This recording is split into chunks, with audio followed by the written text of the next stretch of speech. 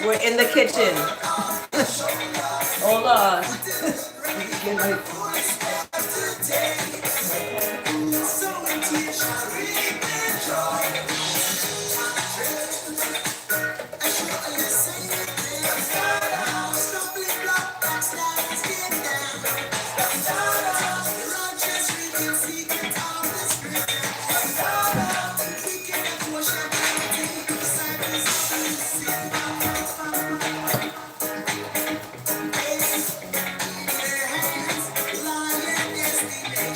Greetings. Welcome to Chant A Psalm A. I'm just waking up, y'all. I'm making breakfast at the same time. So here we go.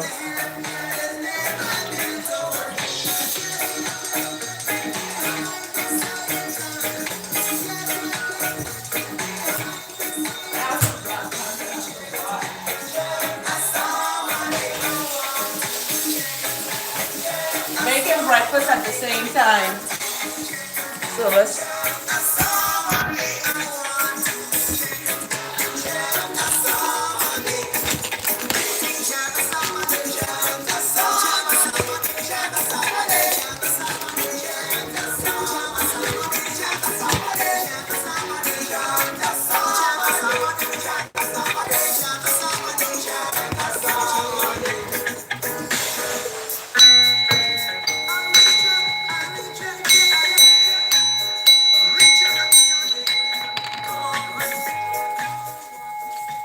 Greetings, everyone. Welcome to Chant A Psalm A. Welcome to Chant A Psalm. Welcome to Chant A Psalm A. We are here today on a Sunday. We are today's the 27th. The 27th is I do Carla's Communication Corner on the 27th. Greetings of love and joy, Elsu. I'm in the kitchen doing the psalm. Yes. My son is here with me with the psalm today. So, yes, massive gratitude for the Most High daily as we chant and we give thanks. What are you doing? Okay, can you not do that now? Yeah, don't do that now while I'm doing this. So when I look at the psalm today, thanks for liking this video. Give thanks for liking this video.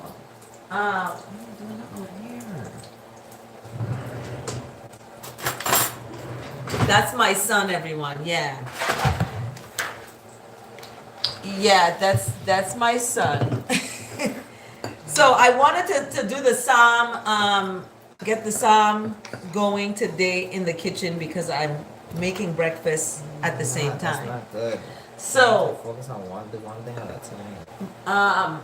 my son left the kitchen in a mess. Let me talk about that. Dog poop. I declare the stinky poop.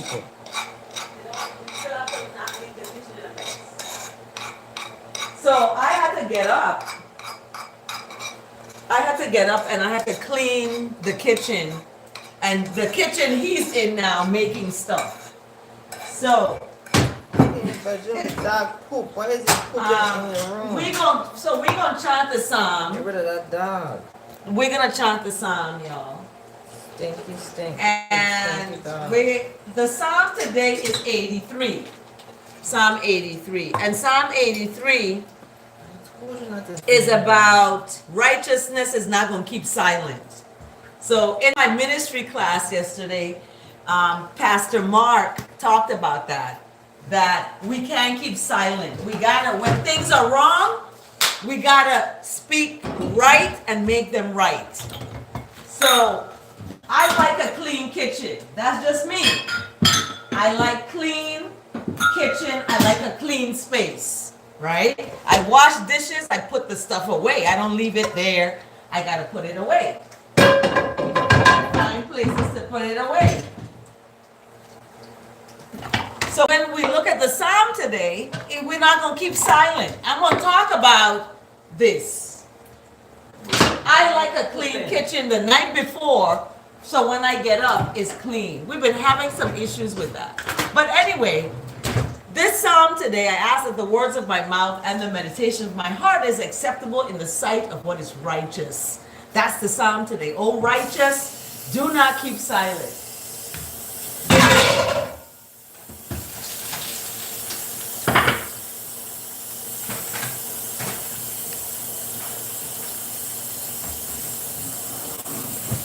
So, we get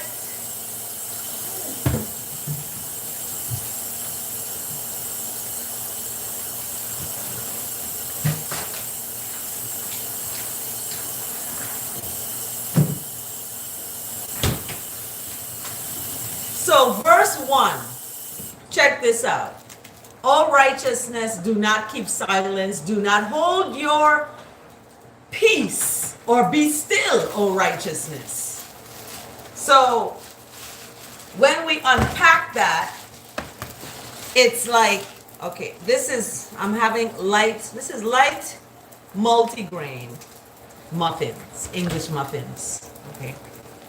I don't eat anything that's white. Anyway, excuse me. Righteousness is not going to hold its peace or be still, Righteousness is going to flow. We talked about this yesterday, that you have to be in that flow.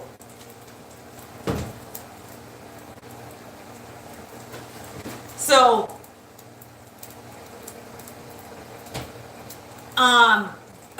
somebody talking about the refrigerator. Yeah, I have to organize that. Thank you. That's a good point. So, We don't turn out the comments. when we talk about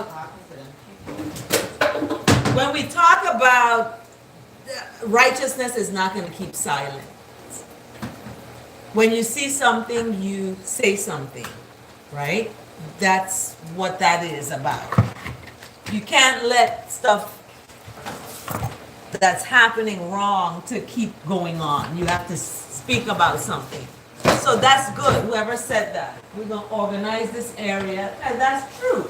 I like organizing, and that's part of cleaning the kitchen. So, verse 2. For behold, now why is it that righteousness is not going to keep still? Righteousness is going to flow. Because people out there making an uproar.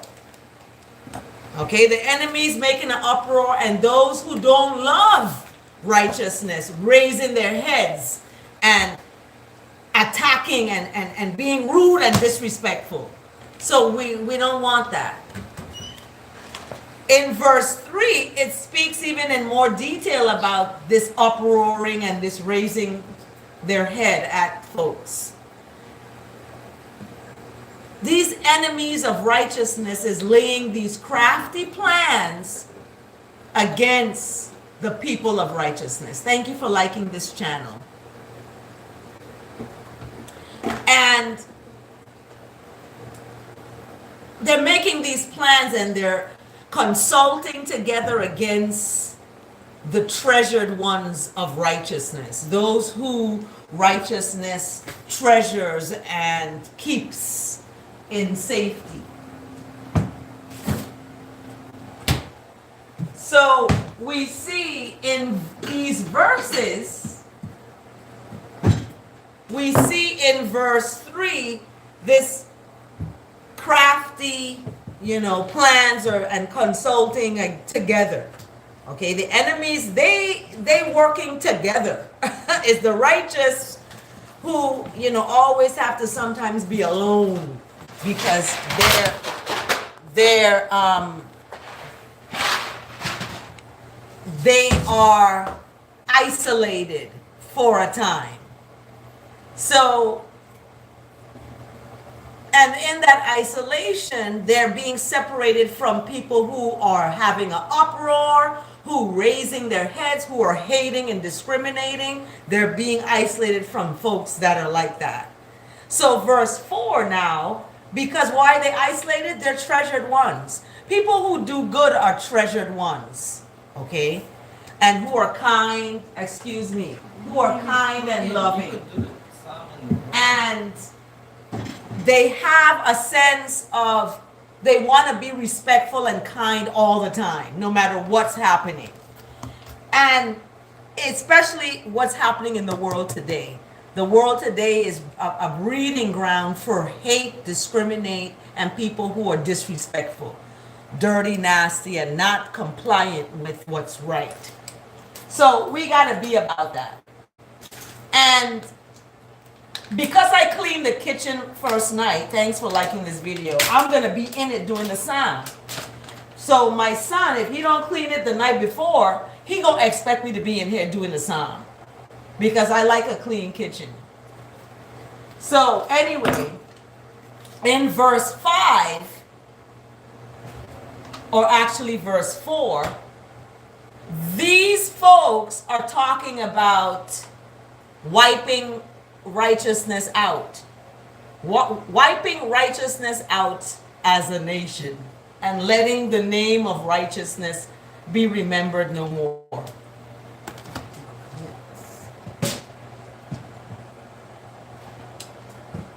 So this is gonna fall. We shouldn't be here like this. What is back there that's holding this back? So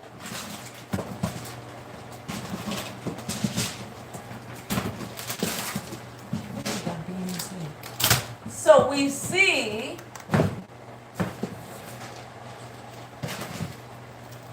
see in verse 4 that these haters of righteousness, those who don't love good, are coming and talking about wiping I and I out, wiping those out who are righteous, who are good. And in that space,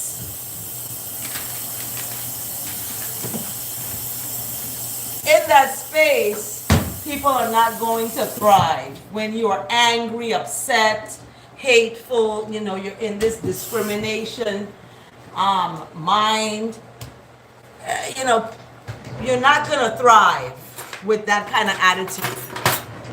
So in verse 5, it's talking about how they're conspiring with one accord. They're coming together in one accord, and they're coming together against righteousness. They're making this covenant against righteousness. So they're banding together, similar to how Saint Michael had to fight against the army of Lucifer. Fall, yeah, drop. Had to fight against, and he came with an army. Okay, righteousness came with an army, and the wrongness of evil came with an army too. Okay.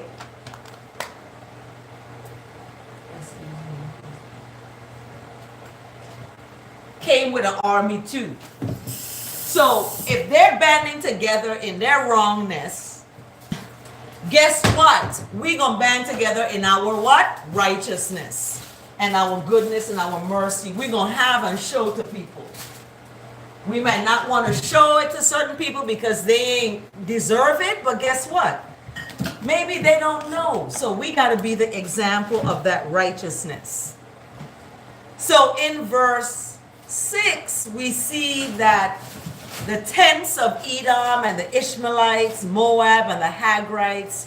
Verse 7, Gebal and Ammon and Amalek, Philistia with the inhabitants of Tyre. Verse 8, Asher also has joined them. They are the strong arm of the children of Lot, Selah. So from verse 6 to 8, we see people and places being mentioned. We see Ishmaelites. Ishmael is the son of Abraham and his mistress that were thrown out. They were told to leave because Isaac was the one that was chosen, right, to be that example. So, we have this list of places, inhabitants of Tyre, these are the strong arm of the children of Lot. And then it ends with Selah. Verse 8, Psalm 83, verse 8. In this version ends with Selah.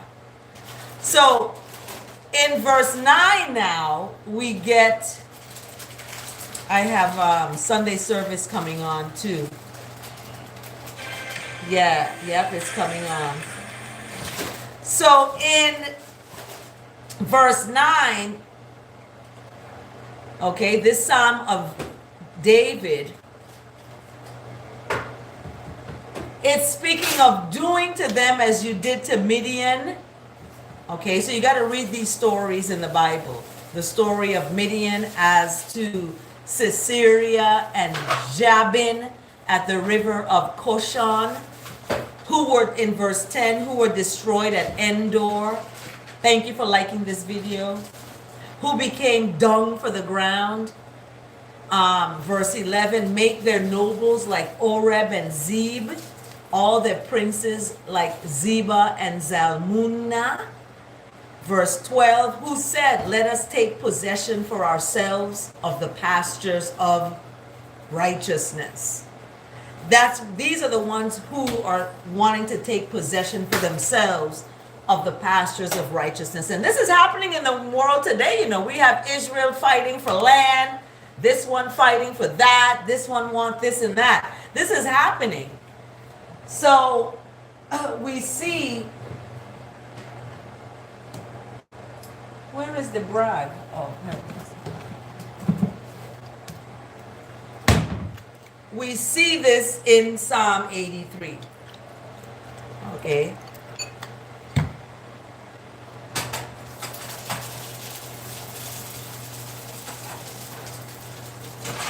What happened to this? I wanted my kettle on. This boy turning off my stuff. Anyway, and so these are the ones from verse 9 to 12 is speaking of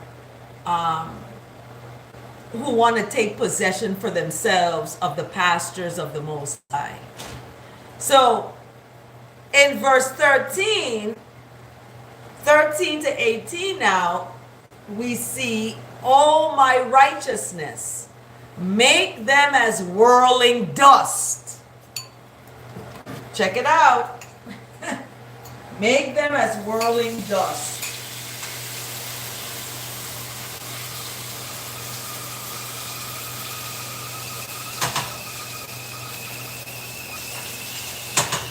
Make them as whirling dust. So,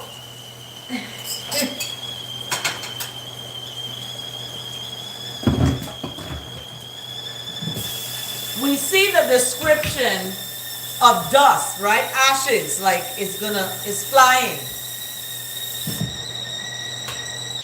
And that dust, detox tea, very good tea.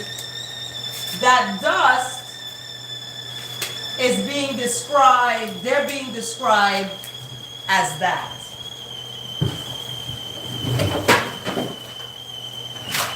Right?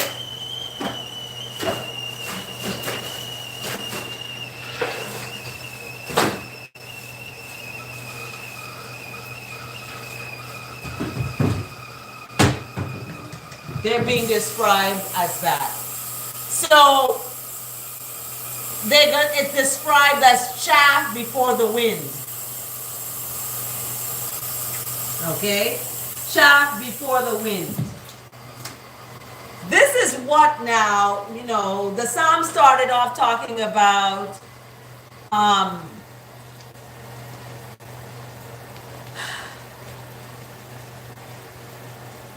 the righteousness not keeping silent and not holding, you know, this righteousness is going to be flowing. It's not going to be still. It's going to keep flowing. So, and the reason is because of these enemies. So in verse 13 now to 18, these enemies are going to be made into a whirling dust as chaff before the wind. Yeah. So you don't have to fight, folks. You don't have to do nothing to people. You leave the enemy where the enemy is. You just send love from a distance. That's it. So, hey,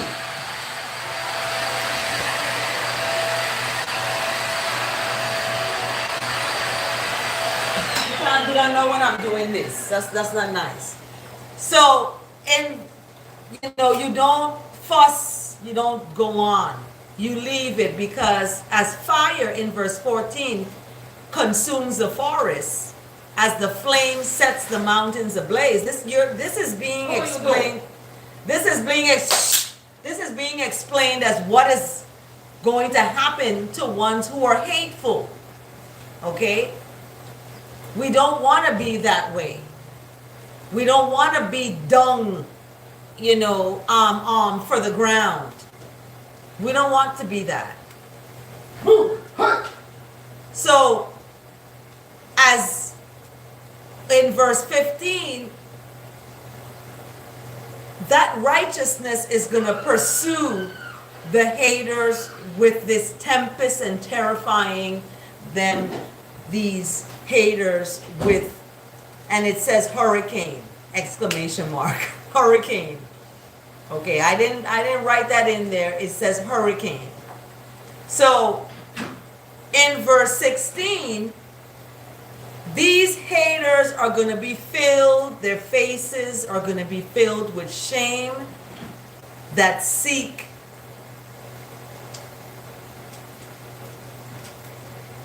fill their faces with shame, that they may seek righteousness, mercy, goodness, and love. Listen. Stop. Go. Stop it. So, because of not having righteousness and love and goodness in your heart, that's why it says the wicked is who is going to burn in the fire, because the wicked is who's going to feel that fire, because that fire is love. Righteousness fuels the fire that's going to burn now down all the wrongness, because righteousness is going to cover the earth as the water cover the sea. You're going to live to see that. Those are sticking forth in their righteousness, long suffering, keeping yourself, waiting on that righteousness. You're not impatient. I've been impatient in my life, and I didn't get good results. So being patient gets good results. Bring the basket, because I got to put these things in it. Give me that basket. Oh, yeah, these are right now. So, when we look at verse 16, their faces, fill their faces with shame, that they may seek the names of righteousness, or the acts, the ways of righteousness. Okay? Because that's what's going to happen. People are going to be, they're going to be shamed at the stuff that they done to folks. I'm telling you. And realize, look, let me seek for goodness. Let me don't be dishonest. Let me be honest now. Let me be, communicate righteousness. Let me be kind to folks. Let me be respectful. All of these attributes, these names of righteousness, you're going to seek for. Hey, stop.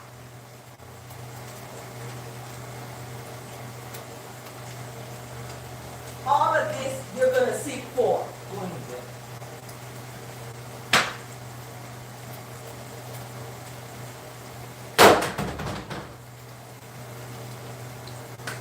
Sit.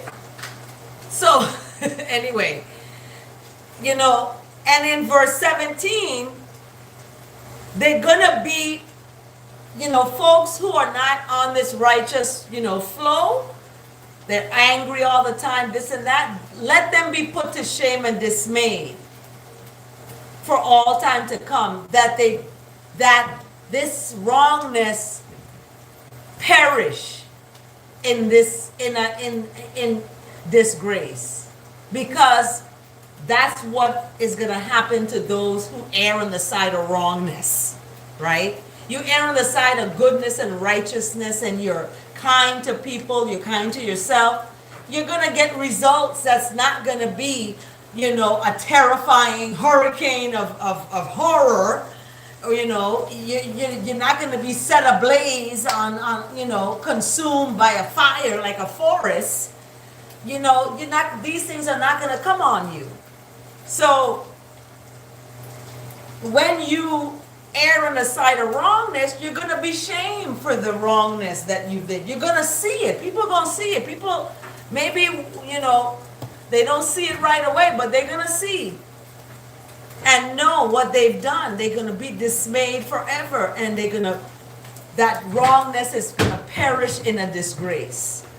That they're going to know that righteousness alone, goodness and mercy alone, is over all the earth. That's the Most High. That's the goodness. That's the righteousness that's going to cover the earth as the water cover the sea. That's going to be all over the earth. So that name of righteousness, the name of goodness, the name of mercy, the name of compassion and kindness and forgiveness is going to be over all the earth, because that is the Most High. You seek for what is above, not for what is below, but for what is above.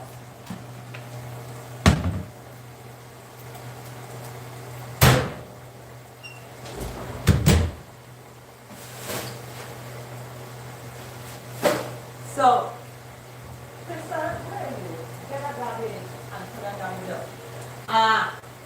so Selah and Selah again. That's Psalm 83. Psalm 83. When I looked at the verse today is coming from Hebrews chapter 4 verse 12. And Hebrews chapter 4 verse 12 talks about the words of righteousness. What are some words of righteousness that you will take with you in your day to day, right? Because the words of righteousness is alive and active. Remember I talked about that righteous flow. That flow is active. It's not stagnant and it stops. That river it flows. That water flows. I gave an example of turtles during their migration. They actually know that energy of that flow, and they actually gravitate to it, and they let it take them where they're supposed to go. And they free fall into that righteousness, right? So in the words of the verse today, Hebrews verse 12, coming out of Hebrews chapter 4, for the word of righteousness, or the word of God, is alive and active, sharper than any double-edged sword. This word of righteousness is so alive and active that it penetrates even to dividing lives and righteousness, joints and marrow. So it judges the thoughts. This righteousness, these words of righteousness rather, judges the thoughts and attitudes of the heart. What is that attitude in your heart? Is it goodness, or is it a selfishness where you want your heart's desires are desiring material things of the world, for example, and not of, oh, I want to go to a lake or a stream and see the natural beauty.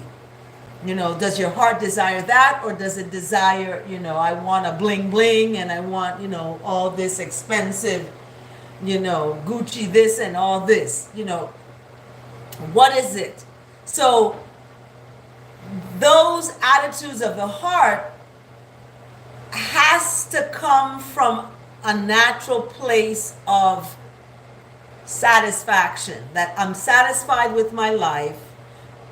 This is where I am, and this is how I am, and this is where I want to go, and I have goals, and this is where I see myself going. So that righteousness takes you to that space. It takes you to that space. It takes you to that knowledge of who you are. It takes them to knowledge of that space of who you are, okay? And where you want to be and how you want to get there. You can only get there by treating yourself good and others around you.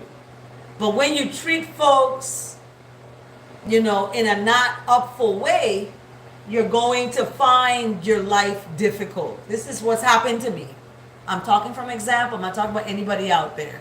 I've buried the past. I'm talking about me, what I've done in my life that has, resulted in,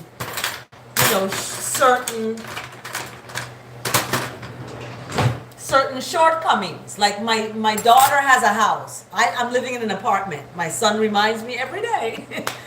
And he's like, why don't you have a house, So the choices and decisions that I have made have resulted in that lack of, that. So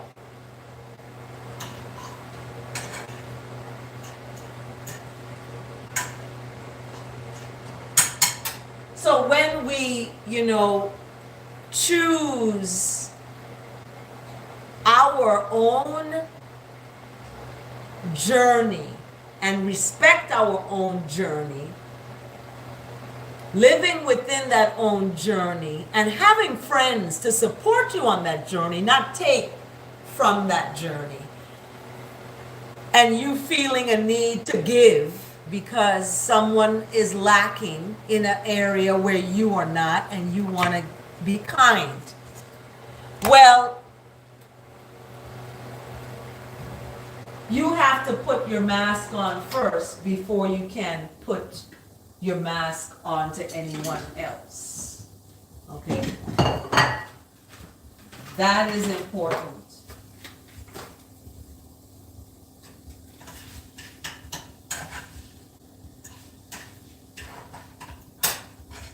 And sometimes we have to learn that. So the verse today, coming from verse 12, thank you for liking this video. Thank you. Coming from verse 12, chapter 4, the word of God is alive.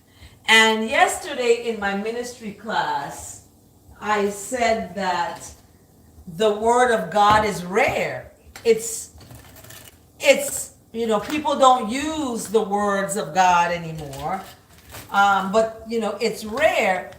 And I'm so glad that the verse today came the way it came, because now it's not only rare, I can also add that according to Hebrews chapter 4, verse 12, the word of God is also alive and active. Alive and active, because the word of God is the word of righteousness, the word of compassion and goodness and mercy. That is what the word of God is defined for me as, okay? So Hebrews chapter 4, verse 12, I love it.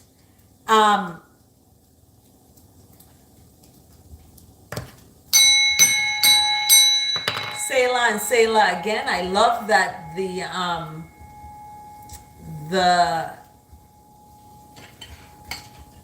the verse today echoes, and adds to what I always talk about God's words being rare. People don't use them with each other,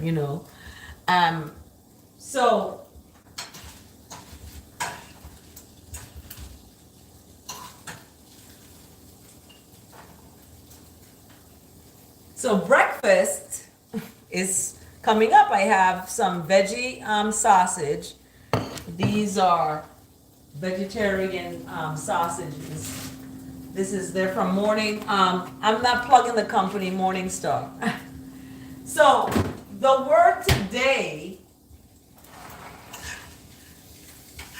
I can't leave out the word today. And I'm gonna fry some of these pancakes. Let's get a pan.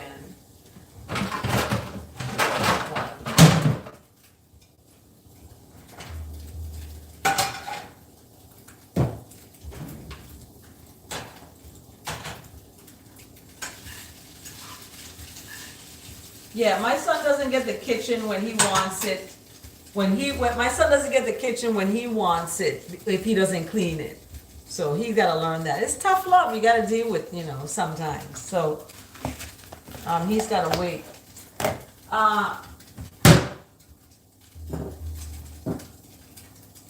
So guess what the word of the day is today?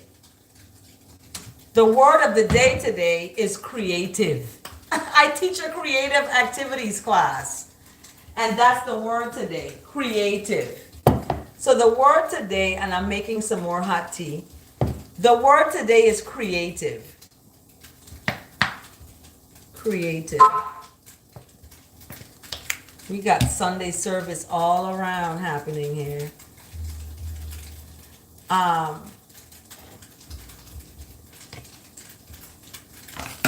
So the word today is creative, and it says for October 27th, the creative energy of righteousness expresses through me. So your expression of righteousness may not be accepted by everybody. People may think you're weird. As long as you are taking your creative energy to uplift, right? To uplift. That creative energy becomes and is that righteousness of God. Yeah. So that creative energy gives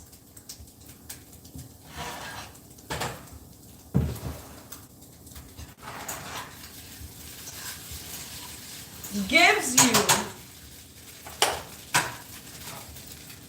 it channels that righteousness, your creativity. So even if you're a landscaper, even if you are,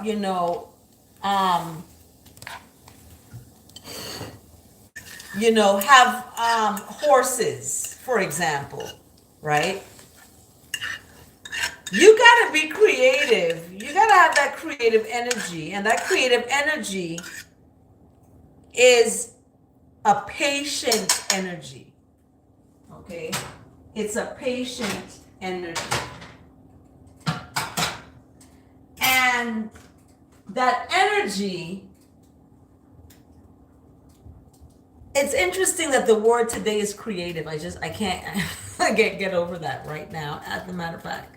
But the creative energy of righteousness expresses through me.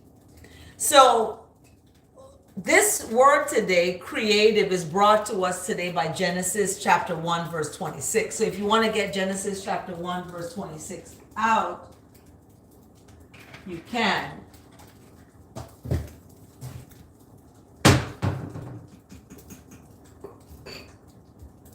I'm going to put some pancakes that my son made. He made some pancakes. So I'm going to put some pancakes to, fry. Oops, that's not supposed to go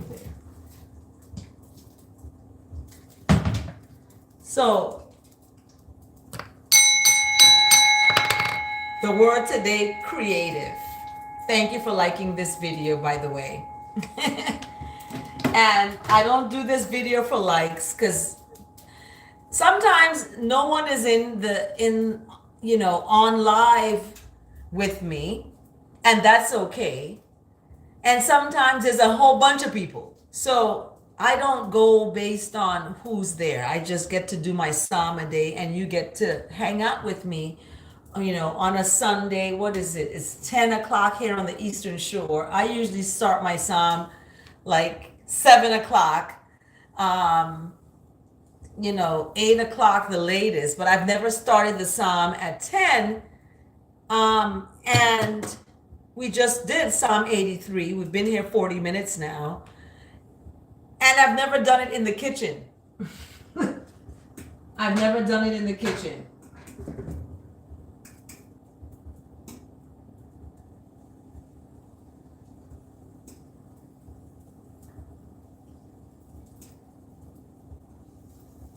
So I'm making some little pancake, sand dollar pancakes, I call them.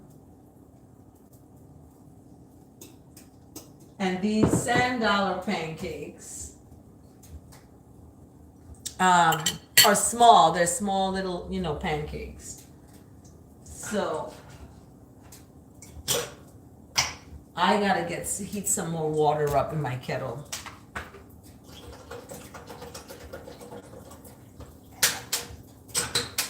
So the word creative, okay, the word creative, it speaks about stunning visual arts.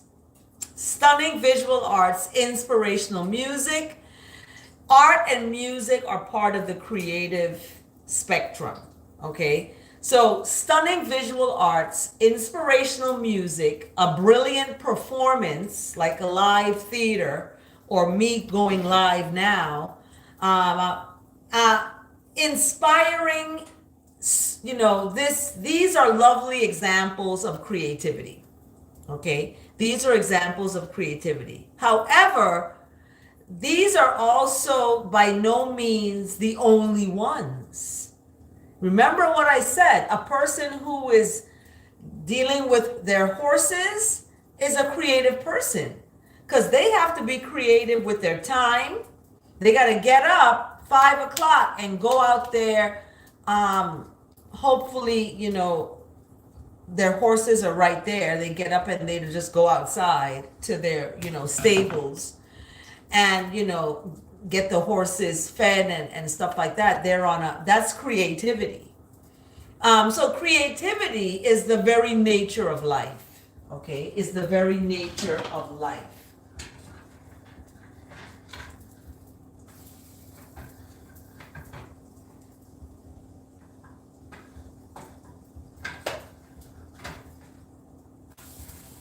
Is the very nature of life. Put this on some more. So creativity is the very nature of life. From the most soaring, soul-inspiring instance to the mundane moments that fill daily life, creative acts abound. Okay, this is just what I said. You can be creative in the shower.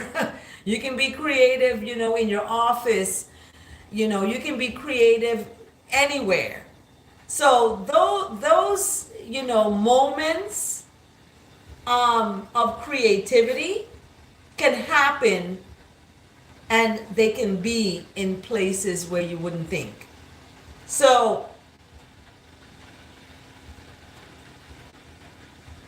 creative activities, okay, and I teach a creative activities class. Creative activities are prayers in action. Drop the mic. Oh my goodness, I knew I was here for a reason. Because oh my goodness, I knew I was here for a reason. I gotta get a bigger plate to put my food into. But yeah, I know I was here for a bigger reason, y'all. This is what it says here. Creative activities are prayers in action, a continuation of divine activity in its infinite manifestations. So when I read that, I'm just like, drop the mic. That's awesome.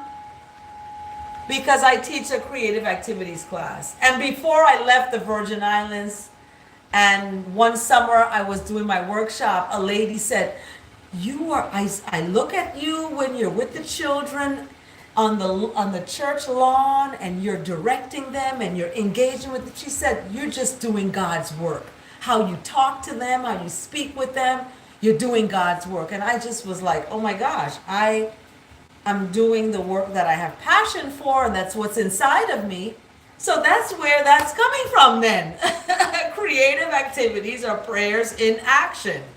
So me being creative every summer for 3 months, oh my gosh, is like we're going into the 5th year doing this. 5 years of data and research. Where are these children now? What are they doing? How are they in school? What's going on? I'm collecting all of that. So, living is a creative act. Let that simmer in. Let me get my hot tea. Living is a creative act. What does that mean?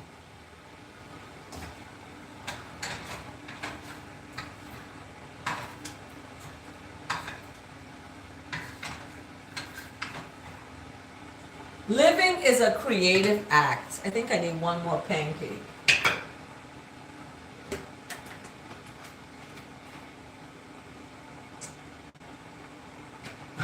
Anybody can answer that? How is living a creative act? And how do you live that can be an example of creativity? Like, what do you do? I mean, I talk about myself, like what I do. I love gardens. I love to garden and have a flower garden and a vegetable garden and some fruit trees, right? I like that. And, pecan trees. I love that. So that is living how I live and how I want to live. That's a creative act. Wanting a wood stove. I want a wood stove. Like, that's the stove I want. I want a wood stove where I put the wood in and I can prepare my hot tea or, my pancakes. So that to me is living. And now I know that that's creative. And it's okay to want that. It's okay to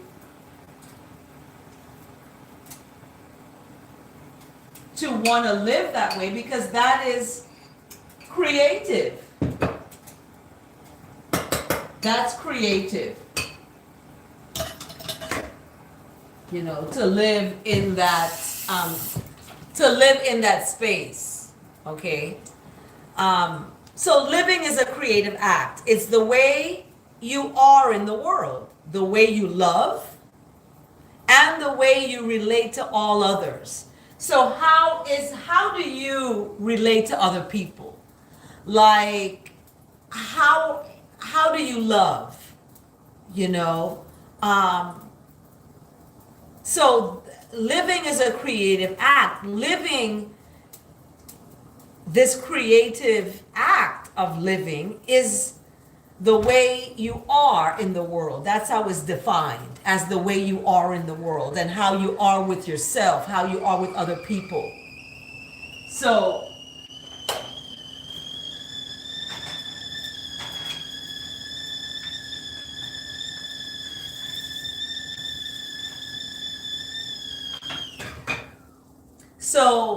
how you are in the world, and how you relate to other people, is defined here as living, living.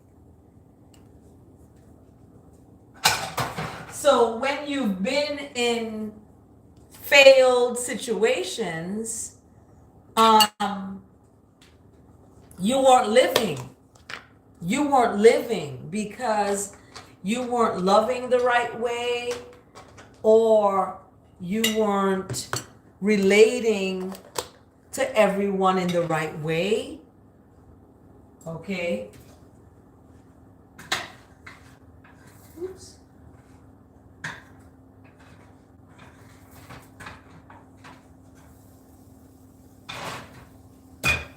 So, the way you are in the world, okay, the way you love, gotta get syrup. The way you love and the way you relate to everyone else is defined as your creative actions. And remember, creative activities are prayers in action. So understanding creativity in this way, you see how you're using your thoughts, what you think, how you feel, and what you imagine to create your experiences. Okay, what you create your experiences.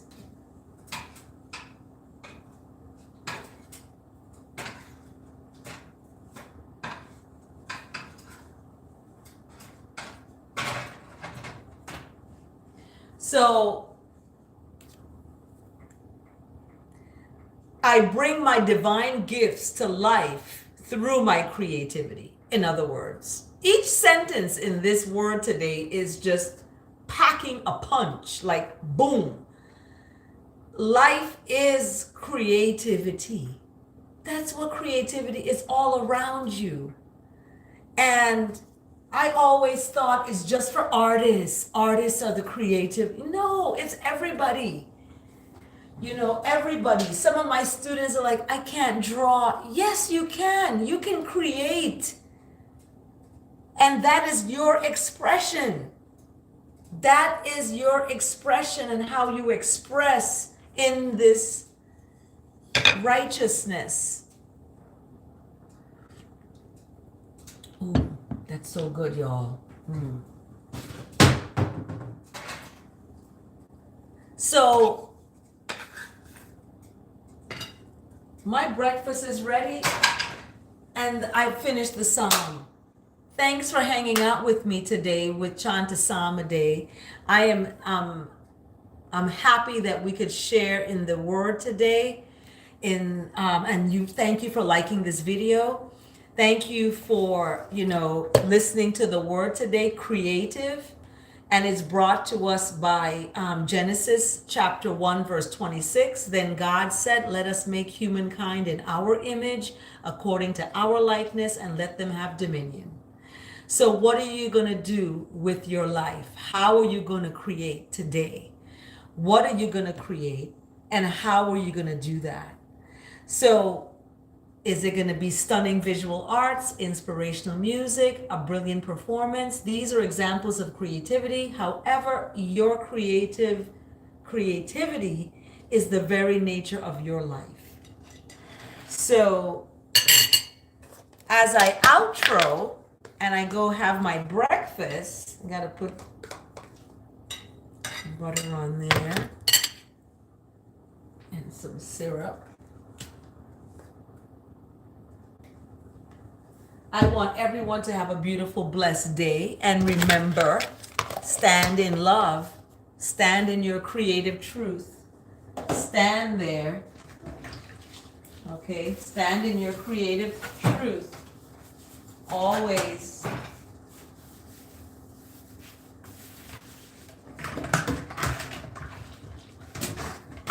And when you stand in your creative truth, you won't fall for anything else that's out there. So thanks so much for liking this video, for chanting the Psalm A Day. This is my breakfast. So I'm going to go have some breakfast, and you all have a beautiful rest of your day. Remember, stand in love. Have a beautiful day, everyone. This looks delicious. I have some tofu. Veggie sausage. Really good. English muffin.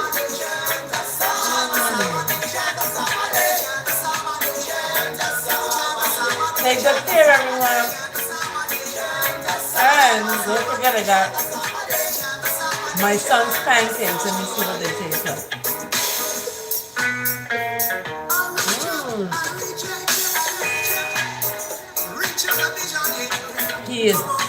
His pancakes are delicious, y'all. I gotta go tell him. They're delicious. Take care, everyone. Have a blessed Sunday. Now it's time for Sunday service at the Potter's House. You can join me on YouTube. Take care.